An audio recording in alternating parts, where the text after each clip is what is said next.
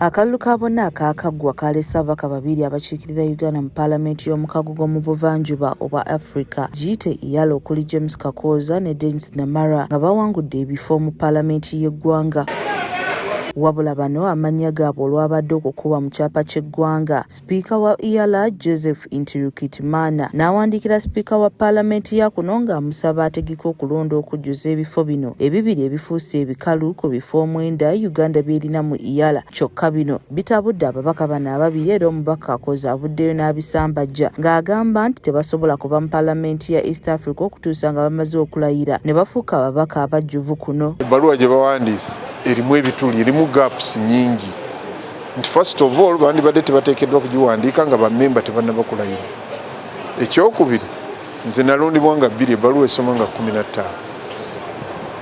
Ekyokusatu, sinnaba kubeera part of the parliament.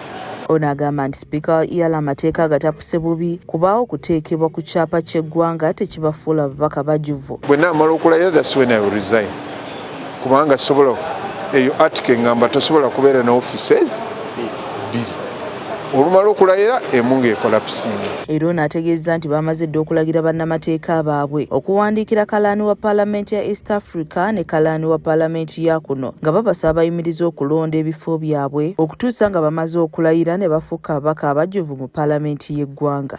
Twabitegedde ku weekend kati olwaleero tu instructing aba lawyers bawandiikire clerk ne speaker weeri okumusitopinga ebbaluwa gi withdrawing kubanga teri mu mateeka.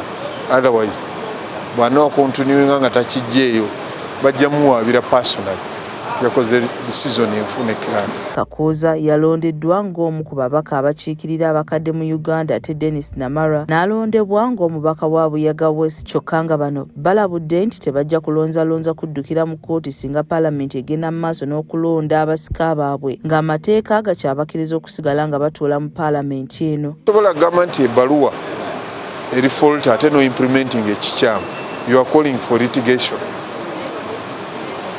Ekintu kasinomala okukira nti kifu ate nokimplementing naawe obeera part of that. Yo Paalamenti yayisedde abeegwanyiza ebifo bya bano bateekemu okusaba kwabwe era abeegwanyiza ebifo bino akalulu bakawenja n'amaanyi nga mu bano mwe muli neyaliko omumyuka wa RCC Nakawa Anderson Burora, ssentebe wa NRM Gomba Haji Juma Witonza n'abalala. Ekisanja kya Paalamenti ya EALA kiggwako mu mwaka gwa 2027 ng'abalondebwa mu kalulu kano ak'okuddibwamu baakumalayo omwaka gumu gwokka olwo baddeyo mu kalulu. Frank Kiddu yakusakidde emboozi eno ku lwa KSTV agaleero.